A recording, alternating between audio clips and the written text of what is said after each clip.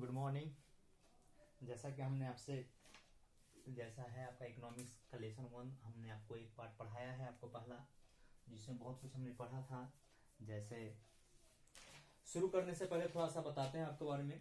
पहले जो हम लोग पढ़ चुके थे अर्थशास्त्र के बारे में बता चुके थे। अर्थशास्त्र की संरचना था, जैसा प्राथमिक था, द्वितीयक था, तृतीयक था, उसका प्रकार भी पढ़ाए थे, जैसे में पूंजीवादी, समाजवादी एवं मिश्रित, ये सभी तो हो चुका था। ज्यादा लंबा नहीं करेंगे, सीधे हम लोग टॉपिक पे आते हैं। हमें अब आगे जो पढ़ना है वो योजना आयोग है। क्या है? योजना आयोग। और योजना आयोग क्या है तो सबसे पहले समझेंगे, इसको कहता है प्लानिंग कमीशन। क्या कहते हैं इसको? प्लानिंग कमीशन कहते हैं, जिसका गठन 15 मार्च 1950 को किया गया था। कब किया गया था? 15 मार्च 1950 को किया गया था। यह ऑब्जेक्टिव के लिए आपका बड़ा इंपॉर्टेंट चीज है जो याद होना चाहिए। इसके अध्यक्ष कौन होते हैं? ये भी पूछता है कि योजना आयोग के अध्यक्ष कौन होते हैं। तो योजना आयोग के अध्यक्ष होते हैं देश के प्रधानमंत्री। दूसरा पूछता है योजना आयोग का कार्य क्या होता है। तो योजना आयोग का कार्य है प्रत्येक पंचवर्ष का, योजना आयोग का कार्य है प्रत्येक पंचवर्षीय योजना बनाना। आपने हमेशा पढ़ा होगा बुक में कि प्रथम पंचवर्षीय योजना क्या थी, द्वितीय पंचवर्षीय योजना क्या थी, हरित क्रांति कौन सी पंचवर्षीय योजना के अंतर्गत आती है, उसके बारे में। तो वो सभी चीज का क्या है, उन सभी चीजों का जो बनाते, जो योजना करते हैं, जो बनाते हैं, तो वह कौन सा संगठन है? तो वो योजना आयोग संगठन है जो क्या करती है, यह कार्य करती है। अब आते हैं राष्ट्रीय विकास परिषद पे। क्या आते हैं? यह जो दूसरा इंपोर्टेंट है, राष्ट्रीय विकास परिषद। हमेशा पूछते हैं कि आर्थिक नियोजन के अंतर्गत ही यह है, क्या योजना आयोग है, और राष्ट्रीय विकास परिषद के अंतर्गत में आते हैं। कहता है राष्ट्रीय विकास परिषद का कार्य है राज्य सरकार एवं योजना आयोग के बीच क्या करना है, तालमेल बैठाना। तालमेल मतलब क्या होता है? कहता उनके बीच क्या है, आपसी सहयोग बढ़ाना। क्या है? दोनों को बैलेंस करके रखना। आप हमेशा देखते होंगे न्यूज में कि राज्य सरकार ने केंद्र सरकार से इतना पैसा मांगा, इतना यह योजना के लिए पैसा मांगा, ठीक है। तो यह जो सरकार है और योजना आयोग के जो दोनों के बीच में जो काम करता है, दोनों के बीच में मिलाने का, तो वो कौन करता है? राष्ट्रीय विकास परिषद करता है। राष्ट्रीय विकास परिषद के अध्यक्ष पूछता है, राष्ट्रीय विकास परिषद के सदस्य कौन होते हैं? तो राष्ट्रीय विकास परिषद के कौन होते हैं सदस्य? तो राज्य के प्रत्येक मुख्यमंत्री का पदेन सदस्य होते हैं। पदेन मतलब क्या है? पदेन का अर्थ क्या है? देखिए, पदेन का अर्थ है कि जब तक कोई मुख्यमंत्री पद पे बने होते हैं तभी वो क्या होते हैं, राष्ट्रीय विकास परिषद के वह सदस्य होते। क्या होते हैं? सदस्य होते हैं। अब आगे पढ़ते हैं हम लोग। कहता है दूसरा आपका जो टॉपिक है, क्या देखिए, बिना इकोनॉमिक्स में बिना खरीद बिक्री के ये कुछ भी ऐसा कहना संभव नहीं है कि अर्थ मतलब क्या है? कहता है कि जीवन उपार्जन के लिए। तो आप समझिएगा इस चीज को। कहता है एक आप लोग पढ़िएगा आर्थिक नियोजन में, कहता है मुद्रा का विकास। क्या नाम है? मुद्रा का विकास है। तो मुद्रा का विकास कब हुआ होगा? कहता है कि किसी मतलब मुद्रा जब नहीं था तो उससे पहले हम लोग किस चीज से वस्तु खरीदते थे, तो उसका नाम था वस्तु विनिमय प्रणाली। अब क्या होता है वस्तु विनिमय प्रणाली? कहता है जब किसी एक वस्तु के बदले किसी दूसरी वस्तु को हम खरीदते थे, क्या है, अपनी वस्तु देकर कोई दूसरी वस्तु लेते थे, वो क्या करती है? वस्तु विनिमय प्रणाली कहलाती है। इसका समझिए। कहता है कि जब मुद्रा का विकास नहीं होता तो लोग क्या करते थे, वस्तु को ही लेन देन का माध्यम बनाते थे। अपनी आवश्यकता की वस्तुएं के लिए क्या करते थे, किसी जो मतलब हमारे पास जो वस्तु है किसी दूसरों को आवश्यकता तो उसको देकर उससे जो हमारे उपयोग का वस्तु वो हम क्या करते थे, ले लेते थे। यह बहुत ही प्राचीन पद्धति है। आप लोग ने कुछ फिल्म में देखा, जैसे मोहनजोदारो, उसमें देखिएगा तो उसमें यह सब आपको प्रणाली देखने को मिलता है। अब कहता है मुद्रा क्या है? सबसे इंपॉर्टेंट, बहुत सा लड़का का सवाल होता है कि सर पैसा हम कहते किसको है, मतलब मुद्रा कहते किसको है? तो मुद्रा देखिए, मुद्रा एक सामान्य क्या है, क्रय विक्रय। क्या है? क्रय विक्रय के साधन का कार्य करती है। मतलब मुद्रा क्या करती है, खरीदने और बेचने का कार्य करती है। सरकार की स्वीकृति तथा जनता, सरकार की स्वीकृति तथा जनता के विश्वास से मुद्रा क्या होती है, चलन में आती है। जैसे कभी कभी लड़का लोग का अजीब सवाल होता है कि सर हमारे देश मतलब हम क्यों नहीं मतलब सबको पैसा ही घोषित करें, तो ऐसा थोड़े यह संभव नहीं हुआ है। अब जैसे मुद्रा के बारे में तो चर्चा है ही, मतलब समझिए जो भी सरकार क्या करती है, मान्यता देती है, जिसको लोग मानते हुए क्या कराती है, मुद्रा कराती है। साधारण सा एक उदाहरण देख लीजिए आप जैसे आप लोग कैरम बोर्ड खेलते हो, क्या करते हैं, कैरम बोर्ड खेलते हैं, तो उसमें एक होता है व्हाइट होता है, एक ब्लैक होता है, एक रेड होता है। तो आप लोग ऐसे करते हैं, ये 10 है, ये 20 है, ये 50 है। क्यों? क्योंकि हम और आपस में मानते हैं कि इसका वैल्यू क्या है, 10 है, इसका 20 है, इसका क्या है, 50 है। तो ठीक वही चीज क्या होती है, मुद्रा पे भी लागू होती है। अब देखिए मुद्रा का क्या है, बहुत सा प्रकार आ चुका है। आपसे एक इंपॉर्टेंट पूछता है कि एटीएम का क्या है, मतलब एटीएम का फुल फॉर्म क्या होता है, तो ऑटोमेटेड टेलर मशीन होता है। क्या होता है, ऑटोमेटेड टेलर मशीन आता है। अब देखिए बैंकिंग के सेक्टर से जुड़े हैं तो कुछ इसका थोड़ा सा समझ लेंगे हम लोग। कहता है कि कोर बैंक, कहता है जो मुद्रा का जो नवीनतम क्या है, आधुनिक, कहता है आधुनिक समय में जो नई मुद्रा वो क्या कहलाती है, प्लास्टिक मुद्रा कहलाती है। अब कोर बैंकिंग प्रणाली क्या है, एक इंपॉर्टेंट चीज है कोर बैंकिंग प्रणाली। इसका तो बताते राष्ट्रीय विकास परिषद का भी देख लीजिएगा ध्यान से, अगर ये छूट गया होगा तो इसका गठन कब किया था, 6 अगस्त 1952 को किया गया। देखिएगा राष्ट्रीय विकास परिषद का गठन कब किया गया है, 6 अगस्त 1952 को किया गया। कोर बैंक देखिए, अब कोई बहुत बड़ा बिजनेसमैन है, कोई आदमी बिजनेसमैन है, तो वो हर बैंक में तो जाकर पैसा जमा कर नहीं सकता है, क्या है, हर जगह जाकर पैसा जमा कर नहीं सकता है, और वो भी क्या है, लेट भी नहीं होना चाहिए। क्या होना चाहिए, लेट भी नहीं होना चाहिए। कहता है जब एक व्यक्ति एक स्थान से दूसरे स्थान पर, कहता है एक स्थान से दूसरे स्थान पर बिना विलंब के, क्या है, बिना विलंब के बैंक के माध्यम से लेन देन करता है, क्या करता है, लेन देन कहलाता है, तो वो क्या करता है, कोर बैंकिंग प्रणाली कहलाता है। अब आते हैं अगला टॉपिक पे, आर्थिक विकास का माप। अब आर्थिक विकास का माप मतलब किसी भी देश का आर्थिक विकास माप करने का पैमाना क्या होता है। तो पहला कहता है राष्ट्रीय, क्या है, राष्ट्रीय।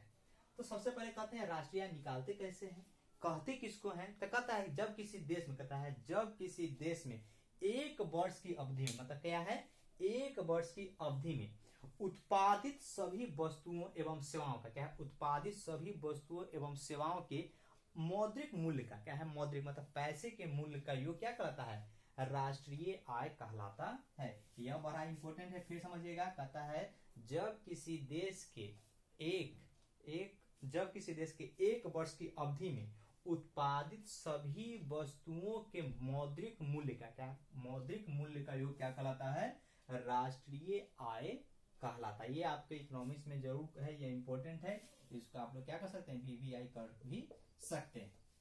दूसरा ये भी आपका वीवीआई ही है जो इंपॉर्टेंट रहता है आपका। प्रति व्यक्ति आय क्या कहलाता है, कहता है प्रति व्यक्ति आय भी पूछता है। तो कुछ कुछ लड़का क्या करता है, राष्ट्रीय आय को प्रति व्यक्ति आय के रूप में मान लेते हैं, लेकिन यह अलग चीज है, इसको समझेंगे पहले। कहता है प्रति व्यक्ति, कहता है जब देश की कुल आय को, क्या है, जब देश की कुल आय को देश की कुल जनसंख्या से भाग देने पर जो भागफल प्राप्त होता है, जो भागफल प्राप्त होता है वो क्या कहता है, प्रति व्यक्ति आय कहलाता है। अब मान के चलिए किसी क्लास में क्या है, 100 लड़का है, क्या है, 100 लड़का है, और उस क्लास में मतलब 100 लड़का नहीं, मतलब एक क्लास है जिसमें मतलब पूरा क्लास के लड़का का आमदनी कितना है, 100 रुपया, और उस क्लास का पूरा बच्चा का संख्या कितना है, तो 10 है, क्या है, 10 है। तो बता, अब देखिए अब काटेंगे तो क्या हो जाएगा, ये आपका क्या शेष बचेगा, 10। मतलब इसका मतलब क्या है कि प्रत्येक लड़का का क्या है, प्रति व्यक्ति आय कितना है, 10 रुपया। क्या ये बहुत ही छोटा लेवल पर है कि एक क्लास का क्या है, प्रति लड़का का कीमत कितना पड़ रहा है उनके पास, तो 10 रुपया पड़ रहा है। अब आते हैं मानविका सूचांक पे, जो हम बताए थे कि इसके बारे में हमें पूरा डिटेल से पढ़ना है, इसके बारे में हम आज पढ़ेंगे भी कि होता क्या है, ये क्या करता है। अब देखिए मानव विकास सूचांक HDI इसको बताए थे, कहते हैं ह्यूमन डेवलप इंडेक्स। अब देखिए UNDP United Nation Development Programme, कहता है जैसे आप लोग विश्व संगठन का नाम सुने ही होंगे, तो यह क्या करती है कि हर देश में कुछ ऐसा प्रोग्राम कराती है जिससे क्या हो सके कि आदमी का डेवलपमेंट हो सके। जैसे मिड डे मील योजना है, सर्व शिक्षा अभियान है, यह सभी क्या है, यह सभी आपको ह्यूमन डेवलपमेंट इंडेक्स के तहत ही आता है। जैसे कोई देखते होंगे दवा का गोली मिलता है, नहीं आयरन का गोली है, तो यह सभी क्या इसी के तहत चलता है। ACDR ह्यूमन डेवलपमेंट रिपोर्ट है, क्या है कि हर देश अपना रिपोर्ट क्या करता है, प्रस्तुत करता है। अब देखिए ACDR निकालने का जो मूल होता है, इसमें क्या ACDR में क्या क्या होता है, कहता है जीवन, क्या है, जीवन आशा सूचांक। अब जीवन आशा मतलब क्या है, कहता है जीवित रहने की संभावना, कि कोई लड़का मतलब किसी के परिवार में कोई बच्चा जन्म लिया है तो उसके जीवन रहने की कितना संभावना है, 60 साल, 62 साल, 70 साल, 50 साल, यह क्या है, आशा है। शिक्षा प्रति सूचांक मतलब वही, जैसे जो शिक्षा का रेशियो है, नहीं कहते हैं कि मतलब सबसे ज्यादा कहाँ का सब मतलब अच्छा शिक्षा का माहौल है, जैसे हम लोग कहते हैं कि हाँ केरल में शिक्षा मतलब शैक्षिक दर बहुत ज्यादा है। जीवन स्तर सूचांक का औसत क्या है, यह सभी प्लस करने पर हमें क्या मिलता है, ह्यूमन डेवलप इंडेक्स निकलता है। और देखिए जीवन स्तर सूचांक मतलब आदमी के रहने का तरीका क्या है, मतलब रहने का क्या मतलब कि उनके पास घर होना चाहिए, पानी होना चाहिए, नहीं बिजली होना चाहिए, सड़क होना चाहिए, यह सब क्या है एकदम मूलभूत आवश्यकता की चीज है। कहता एक और चीज है, जैसे अब इसको बारे में एक बार फिर से समझ लेता था, मानव विकास सूचांक में विभिन्न देशों की कहता मानव विकास सूचांक में विभिन्न देशों की तुलना लोगों के शैक्षिक स्तर क्या है, लोगों के शैक्षिक स्तर, स्वास्थ्य की स्थिति एवं प्रति व्यक्ति आय पर क्या होती है, पर की जाती है।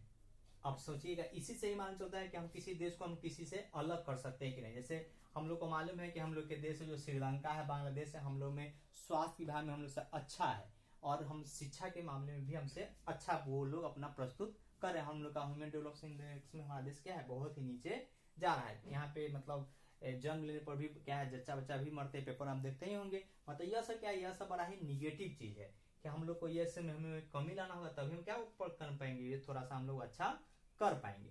अब एक और चीज कहता है आर्थिक संरचना क्या है, आधार क्या है, आधारिक संरचना। आधार मतलब क्या है, जो जमीन से जुड़ा हुआ चीज क्या है, जैसे यह कोई जमीन का चीज का क्या था, कहता है वे सभी तत्व, कहता है वे सभी तत्व, बिजली, परिवहन, सड़क, बैंकिंग, स्कूल, कॉलेज, अस्पताल, यह सभी क्या कहलाते हैं, आधारिक संरचना कहलाते हैं। क्या है, मतलब आर्थिक विकास का यह क्या है, आधार है कि इसके बिना हम लोग आर्थिक विकास की कल्पना भी नहीं कर सकते हैं। क्या कर सकते हैं, मतलब अगर किसी को शिक्षा नहीं हो, स्वास्थ्य नहीं हो, सड़क नहीं हो, बिजली नहीं हो, तो हम उससे हम क्या मतलब उसका हम विकास के बारे में हम क्या कर सकते हैं। किसी के आप गांव जाइए, वहां कोई सड़क नहीं है, कोई स्कूल नहीं है, कोई अस्पताल नहीं है, तो आप उसको क्या कर सकते हैं, मतलब कह सकते हैं कि वो विकसित है, नहीं कर सकते। वो आर्थिक रूप से क्या है, असंपन्न है, असंपन्न है वो। तो इतनी बातें आपको समझ में। हाँ एक और इंपॉर्टेंट चीज है जो आपसे ऑब्जेक्टिव पूछता है कि हमारा वित्तीय वर्ष कब से कब कहा जाता है, तो क्या हमारा वित्तीय वर्ष 1 अप्रैल से कितना मनाते हैं, 31 मार्च के बीच को हम लोग क्या कहते हैं, एक वित्तीय वर्ष कहते हैं। तो फिर से देख लीजिएगा, आपको बताया योजना आयोग का गठन कब होता है, 15 मार्च 1950 को। इसका अध्यक्ष कौन है, तो देश के प्रधानमंत्री होते हैं।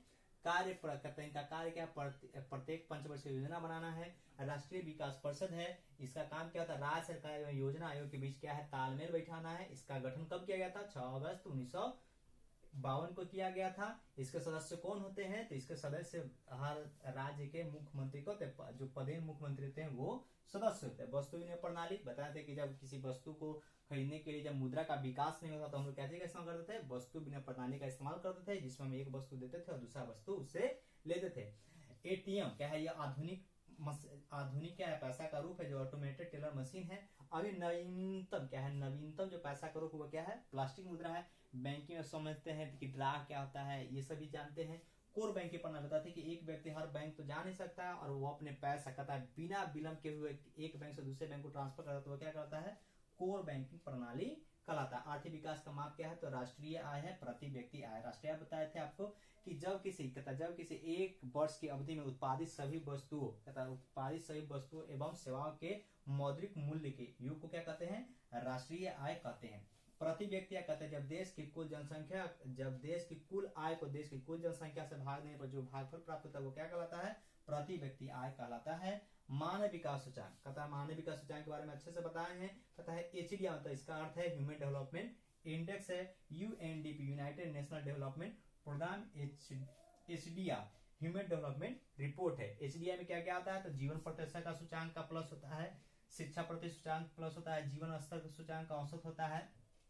और तो और यह बताते हैं कि यह क्या करता है, यह देश किसी देश की तुलना किसके आधार पर करता है, शिक्षा के आधार पर करता है, जन्म के मृत्यु औसत शिक्षा के आधार पर करता है, स्वास्थ्य के आधार पर करता है, प्रति व्यक्ति आय के आधार पर किया जाता है।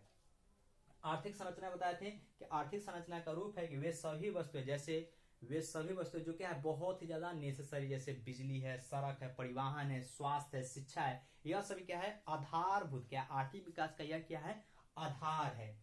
इसे ही हम क्या कहते हैं, आर्थिक संरचना कहते हैं। इतना बात को समझ गए हैं। तो इसके आगे हम लोग अब थोड़ा सा आगे देखते हैं बिहार के बारे में, जो हम लोग को पढ़ना है कि बिहार के आर्थिक पिछड़ेपन का कारण क्या है।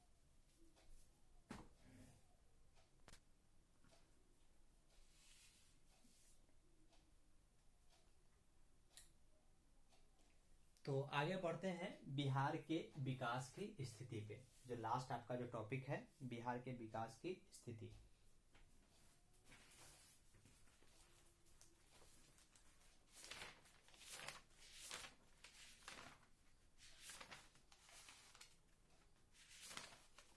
तो देखिए, कहता है बिहार के विकास की स्थिति। जैसे हम जानते हैं कि बिहार क्या है, पिछड़ा हुआ राज्य है, यहाँ का आय भी क्या है, बहुत कम है।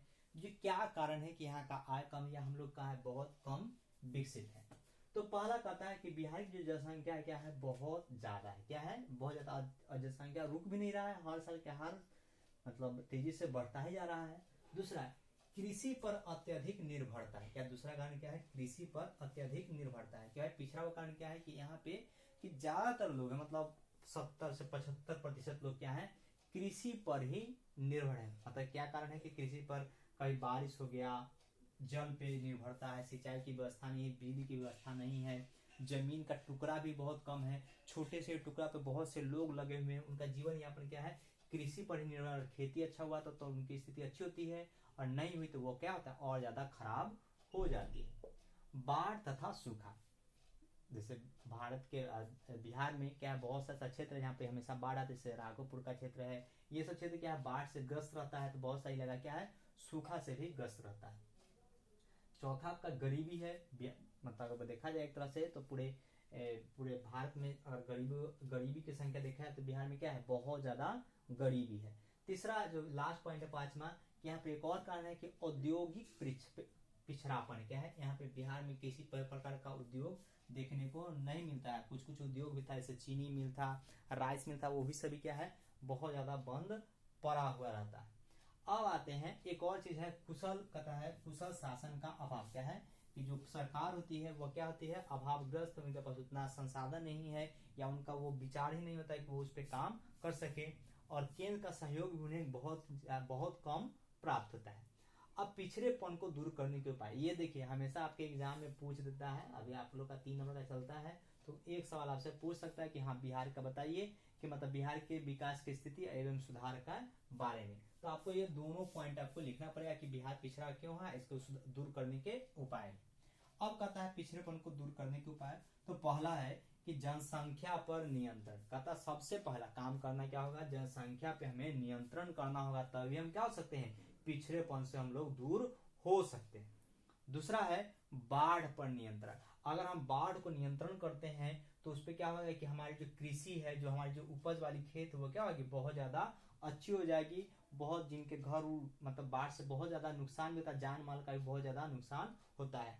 उद्योग का विकास, यहाँ चाहिए था सरकार को, यहाँ पे क्या उद्योग, जो उद्यमी है उनको प्रोत्साहित करना चाहिए था कि यहाँ पर आए, अपना इंडस्ट्री लगाएं। क्योंकि इंडस्ट्री लगने से क्या होता है, जैसे बोकारो स्टील प्लांट है, तो पहले क्या था, एक बिहार टाइप का जगह था, वहाँ पर कोई लोग रहते नहीं थे, लेकिन जब से वहाँ पर स्टील प्लांट लगा, वो आजकल क्या है, एक मॉडर्न शहर बसा हुआ है। तो काश ऐसा भी बिहार में कभी हो कि कोई उद्योग लगेगा तो यहाँ पे आपको देखने को मिलेगा। लास्ट का चौथा आपका है कि गरीबी दूर करने का उपाय करना होगा, कि भाई कोई ऐसा चीज करना कि जहाँ क्या हो कि बहुत मतलब गरीबी का जो स्तर है वो कम हो। जैसे गांव में जैसे रोजगार गारंटी योजना है कि अगर लोगों को अगर काम मिलेगा तो जरूर है कि उनके पास पैसा आएगा, तो पैसा आने से उनकी क्या होगी, गरीबी दूर होगी। कुशल प्रशासन है, क्या है मतलब प्रशासन, कि जो सरकार है वो क्या करे, अच्छे से मतलब अच्छा कार्य करे, हर आदमी के लिए काम करे। और एक और पॉइंट हो सकता था इसमें कि केंद्र सरकार को क्या चाहिए था कि ज्यादा से ज्यादा क्या है, जो पिछड़े राज्य हैं उन पे ज्यादा से ज्यादा उनको ध्यान देना चाहिए। एक इंपॉर्टेंट बात छूट गया था कि मानव विकास रिपोर्ट किसने तैयार किया था, तब मानव विकास रिपोर्ट महमूद उल हक के द्वारा क्या किया था, सबसे पहले बनाया गया था, जो प्रतिपादित किया गया था। तो देखिए यह चैप्टर आज आपका खत्म हो गया है। जैसा आपके आज जो 10th वाले हैं उनके लिए एक संदेश है कि हम कोशिश में हैं कि आपका अब फुल सब्जेक्ट हो, जैसे जो भी आपका, जैसे अभी आप लोगों का से मैथ हो रहा था, ठीक है, तो मैथ के साथ अब साइंस होगा, आपका सोशल साइंस भी बोले ही है, सब चीज शुरू करने के लिए सोशल साइंस हो जाएगा, हिंदी में शुरू कर देंगे बहुत जल्दी ही। हम चाह रहे हैं कि आपका प्रत्येक दिन 2 वीडियो आपके पास जाना शुरू हो। और जो भी खासकर जो लड़के हैं 10th के, या हमें नहीं मालूम चलता कि कौन सा लड़का देखते हैं कौन लड़का नहीं देखते हैं, तो उम्मीद करते हैं कि सभी लड़का कमेंट में कम से कम अपना जो रोल है जो आप लोग को मिला है 2101 टाइप का, यो कम से कम ये डाल दे तो हमें संतुष्टि मिल पाएगा कि हाँ जो मेरे कोचिंग के लड़का हैं वही वीडियो देख रहे हैं कि नहीं देख पा रहे हैं। नहीं तो एक और भी चीज कंफर्म रख लीजिए कि जो हम पढ़ा रहे हैं आपका रिपीट नहीं होगा, या आपका मतलब जैसे कभी लॉकडाउन खुला तो आपको सोचिएगा कि सर रिपीट करेंगे, तो ऐसा कुछ नहीं होगा। जो हम डाल रहे हैं यूट्यूब पे आपका यही से आपको काम करना पड़ेगा। और बहुत जल्द लॉकडाउन अभी लंबा चलने वाला है, कोचिंग के हिसाब से देखा जाए तो ये बहुत ही लंबा जाने वाला है, यह अभी खुलेगा भी नहीं, मिनिमम तो कम से कम 2-2.5 महीने पहले तक कोचिंग वोचिंग खुलने को नहीं है। तो उम्मीद करते हैं कि आप लोग अपना कंसंट्रेशन बनाए रखेंगे, पढ़ाई पर ध्यान रखेंगे, क्योंकि देखिए जैसे अभी मतलब एग्जाम तो होना ही, एग्जाम तो देना ही कि आपको देना ही पड़ेगा एग्जाम, तो थोड़ा बहुत पढ़ाई करते रहिए। अब आपका सोच रहे हैं कि आपका आज से एक आपको एक छोटा सा एक मैं देने जा रहा हूँ जिसमें आपका आपके साथ साथ आपका असाइनमेंट भी रहेगा, टेस्ट का भी उपाय कर रहे हैं कि आप लोग का कैसे टेस्ट लिया जाए। जैसे आपका पहला चैप्टर आज खत्म हुआ है और हिस्ट्री का भी सोच रहे हैं आज होगा तो कर ही देंगे कुछ ना कुछ उसका, तो हम आपका असाइनमेंट भी देंगे और आपका टेस्ट भी लेंगे, सब चीज का टेस्ट चलेगा ही आपका। चलिए ठीक है, मिलते हैं फिर।